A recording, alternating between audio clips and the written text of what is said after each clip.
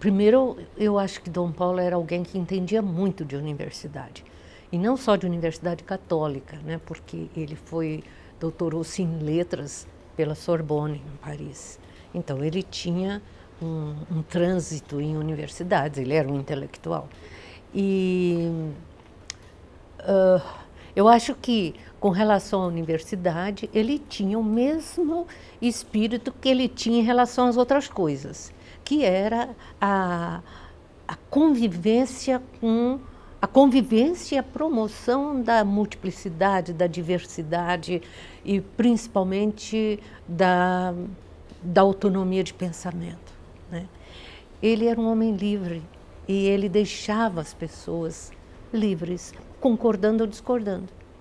Então, esse comportamento que ele tinha, por exemplo, com relação às relações interreligiosas, ele acolhia judeus, muçulmanos, budistas, não crentes, afro-brasileiros, adventistas, etc., do mesmo modo.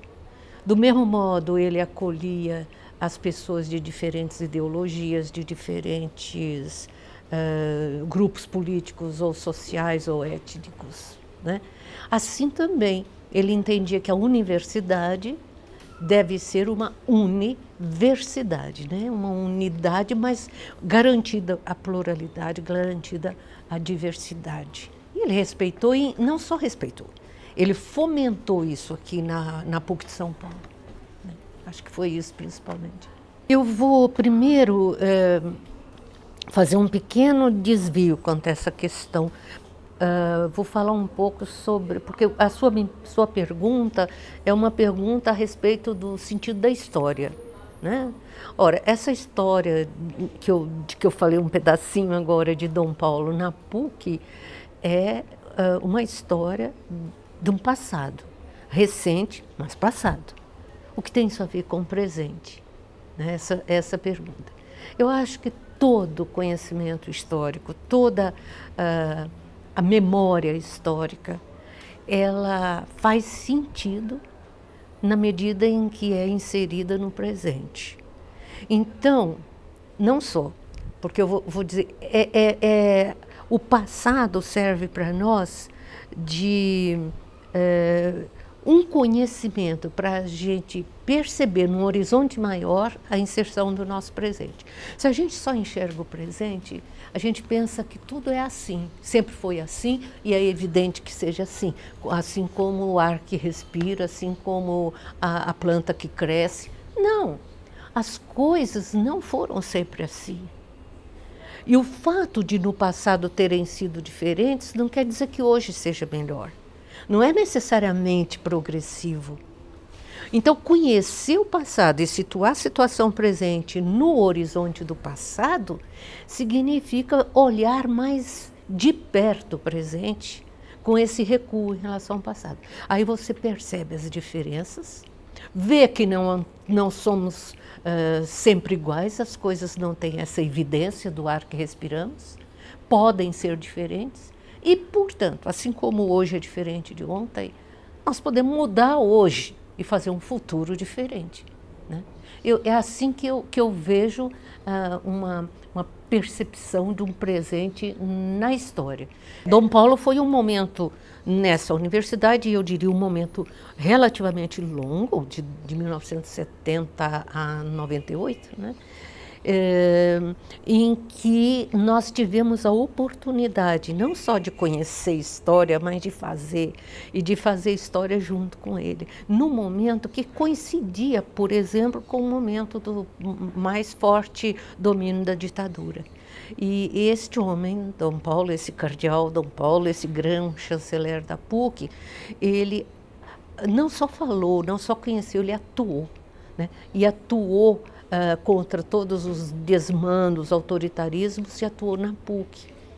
Deste mesmo modo, nós conhecemos tudo o que ele fez aqui. Abriu as portas para os aposentados, obrigados aposentados ou exilados de outras universidades. Ele acolheu estudantes e defendeu os nossos estudantes. Ele promoveu a primeira eleição de reitoria no Brasil e a invasão da PUC, então a postura dele foi corajosíssima, né? Então, tudo isso que ele não só disse, mas viveu e nós vivemos junto com ele, é necessário ser constantemente memorizado, reconhecido, para a gente entender as diferenças das coisas que nós vivemos hoje no Brasil, no mundo e na PUC, né? E se, como eu disse, hoje não é necessariamente melhor que ontem, né? Amanhã pode ser. Então a gente, assim como se transformou o passado, nós podemos atuar hoje e transformar. E o que vamos manter do Dom Paulo? Esse espírito. Esse espírito, porque nós não podemos repetir o passado, não se trata disso.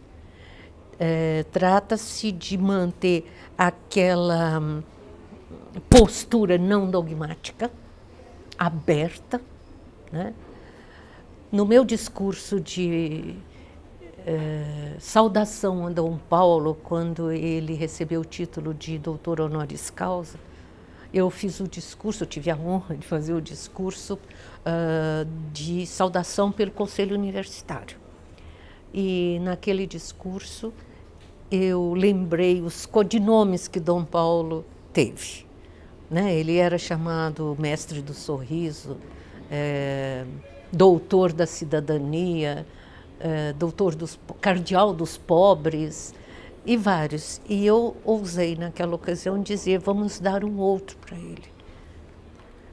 Eu saí um pouquinho, mas tem a ver, porque eu comparei Dom Paulo no século XX, na PUC, ao que foi um confrade dele no século XIII, quando foi criada a primeira universidade, que foi São Boaventura, que era franciscano, mestre na Universidade de Paris, e era chamado doutor seráfico. Eu dizia que pelas características de Dom Paulo, e é isso que eu acho que precisa ser mantida, ele poderia ser chamado doutor receptivo.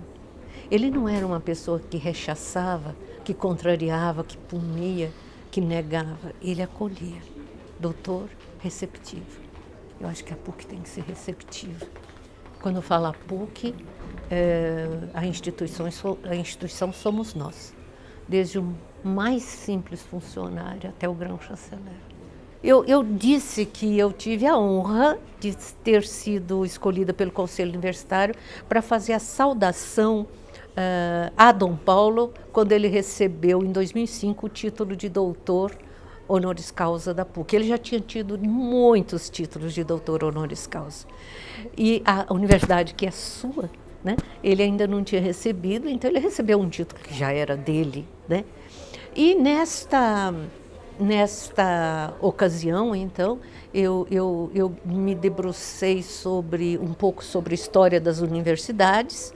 Fui até século XIII, São Boaventura, que era franciscano, até chegar nessa linhagem que vem de Agostinho, Boaventura, Dom Paulo, né? Aí, quando eu cheguei em Dom Paulo, eu descrevi a situação dele na PUC, né?